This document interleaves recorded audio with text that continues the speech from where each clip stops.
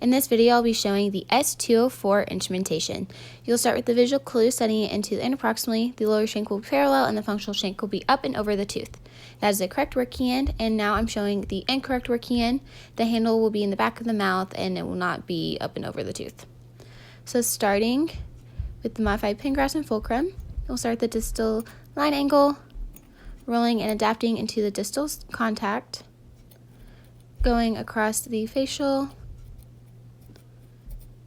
into the mesial contact, and you'll want to tilt your instrument towards the tooth surface to keep that 70 to 80 degree angle at all times, and roll and adapt to keep the working tip to the tooth.